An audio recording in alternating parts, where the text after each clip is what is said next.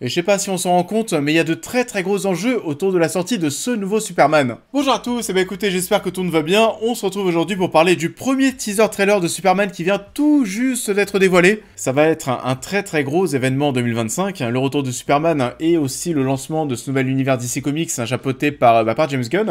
Et il y a des très très gros enjeux autour de la sortie de ce film. On va en parler bien entendu dans cette vidéo. On en a aussi un petit peu parlé en ce début d'année dans une vidéo qui avait été faite avec Reggie Logorilla, où justement on revenait sur certaines craintes qu'on avait autour de la sortie de ce Superman. Je vous remets le lien un petit peu voilà, ici dans la description partout, mais voilà, n'hésitez pas à aller voir ça. Déjà, première information, je sais pas si je suis totalement passé à côté, mais visiblement le film ne s'appellera pas Superman Legacy, mais tout simplement Superman. Et il y a aussi une information d'ailleurs, alors une information qui n'en est pas une finalement, mais si on regarde bien, à la fin du teaser trailer, le titre Superman n'apparaît pas, il n'y a pas encore de logo visiblement, donc voilà, on est dans un teaser, on ne dévoile pas encore le titre. Bon, dans le titre de la vidéo, il y a quand même écrit simplement Superman, je pense que ce sera Superman tout court, mais en attendant, c'est vrai qu'on n'a toujours pas de logo pour le titre du film. On a le logo DC Comics qui apparaît, donc le logo DC Studios, qui va encadrer bien sûr tout ce nouvel univers. J'ai vu le trailer, et du coup, qu'est-ce qu'on en pense? Alors déjà, c'est vrai que les tout premiers plans vont nous faire sacrément penser bien sûr à Man of Steel, et ça d'ailleurs, je pense que ça va être une chose, je l'ai tweeté d'ailleurs hier sur X, sur Twitter, mais je pense que le film va être aussi un petit peu, je vais pas dire pourri, mais en tout cas gangréné par une comparaison constante qu'il y aura de la part des fans de Snyder ou de James Gunn, qu'importe. Mais pour moi, voilà, il y aura des comparaisons dans tous les sens entre le Man of Steel de Snyder et le Superman de James Gunn, et je pense que ça va être infernal. On va comparer mais absolument tout, dans les moindres détails. Ça va chipoter dans tous les sens, et je vois déjà une guerre se lancer entre les fans de Snyder et les fans de James Gunn.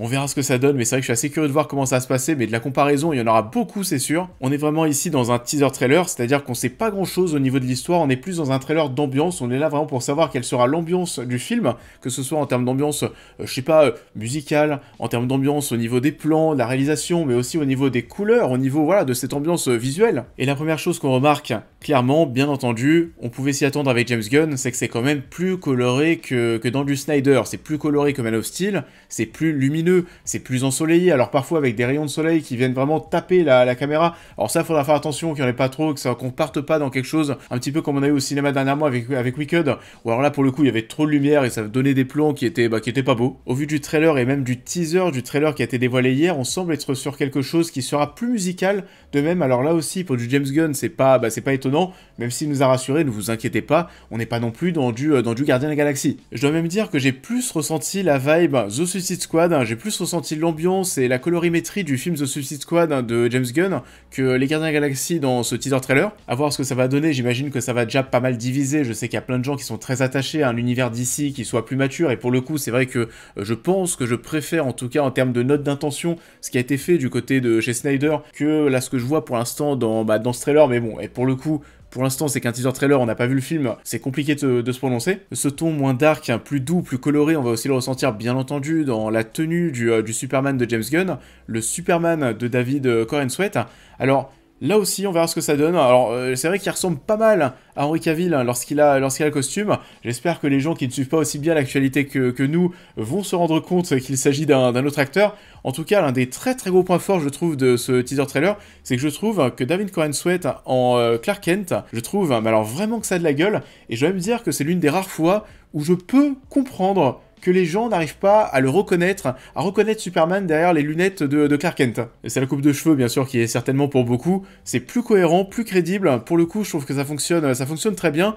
Au niveau du costume, voilà, bon bah il y a le slip, c'est plus coloré, il y a aussi le logo. Alors c'est vrai que je suis pas très fan pour le coup du logo jaune qu'on a sur la cape, mais ça voilà, c'est une question de goût. Même si le teaser trailer n'est pas là pour nous présenter l'histoire, il y a certaines choses que l'on peut retrouver. On peut voir aussi que certaines personnes, la population est un peu remontée contre Superman, essaye un peu de le chasser. On voit qu'il va déjà rencontrer des difficultés à ce niveau-là. Alors on arrive dans une histoire où il n'y aura pas vraiment visiblement d'origin story, ça aussi James Gunn l'a dit. Superman est déjà Superman.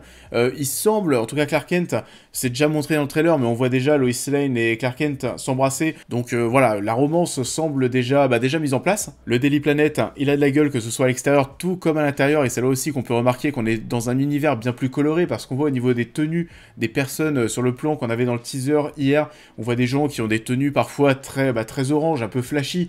Du coup, oui, on est dans un univers qui va être bien plus coloré que Man of Steel, et surtout aussi bien plus léger encore une fois. Ça, on peut le remarquer aussi, je pense que c'est quelque chose qui peut aussi beaucoup diviser. Il y a la présence de Crypto, donc du chien de Superman. Ça, j'attends de voir vraiment comment est-ce que les gens vont accueillir ça, parce que je pense que c'est quelque chose avec quoi les gens peuvent avoir un petit peu de mal, ça pour le coup on va pas se mentir. En tout cas, s'il y a une chose qui est sûre, c'est que ça va changer et qu'on va nous servir quelque chose qui sera différent du Snyderverse. Ça pour le coup c'est plutôt cool. Il y a certains plans dans le teaser trailer qui ont l'air pas forcément finis encore au niveau des effets spéciaux. Il y a le temps de terminer le travail, c'est pas grave. On a aussi un premier aperçu dans ce teaser trailer de Nicolas Hoult en Lex Luthor et aussi de Hawkgirl qui apparaît un moment dans le teaser. Et au-delà même de la tonalité et de l'aspect visuel, on peut aussi reconnaître la patte de James Gunn au niveau de la réalisation, de la mise en scène. C'est dynamique, on voit qu'il y a déjà pas mal de plans avec la super vitesse de Superman. Il y a ces plans, vous savez, où la caméra va tourner autour des personnages, et ça, c'est des choses qu'on a déjà eu dans The Suicide Squad et dans les Gardiens de la Galaxie. Donc ouais, pour le coup, le teaser trailer, c'est du James Gunn, on le voit. On aperçoit aussi une gigantesque créature dans la ville qui va se battre avec Superman. Bon, ça c'est un peu moins mon truc, c'est vrai. Crypto. Home. Take me home. En tout cas, ce qui est sûr, avant de passer à la partie gros risque, pour vous expliquer en quoi c'est un projet qui est extrêmement important, que ce soit pour DC Comics, mais aussi tout simplement pour l'avenir des adaptations de super-héros au cinéma.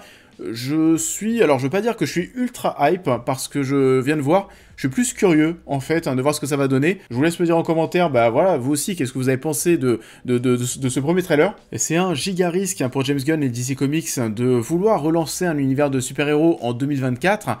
C'est un peu qui tout double, en fait, parce qu'il y a une fatigue qui est en train de se mettre en place de la part des spectateurs autour de ces univers justement de super-héros. On le sait, les films de super-héros, oui, ils marchent moins bien qu'il y a 5, 6, 7 ans. Donc l'année prochaine, soit le film bide parce que les gens en ont définitivement marre des films de super-héros, des changements d'acteurs à foison, surtout que voilà, comme je le disais, je suis même pas sûr qu'il y ait des gens qui sachent, qui aient percuté que ce n'était plus Henry Cavill. Finalement, vous savez, c'est même un film qui arrive assez rapidement après l'ère Henry Cavill. Ça me fait penser à The Amazing Spider-Man avec Andrew Garfield qui était arrivé quelques temps vraiment après le dernier Spider-Man de Tobey Maguire, et les gens n'ont pas forcément accepté le changement si rapidement. J'ai peur qu'on soit un petit peu dans qu'on revive ce scénario, et l'histoire des Amazing Spider-Man, on la connaît, ça avait pas forcément été ultra bien accueilli par le public, donc attention à ne pas reproduire ça l'année prochaine avec Superman, parce que sinon, tout le château de cartes qu'on essaie d'installer tombe direct dès le premier film.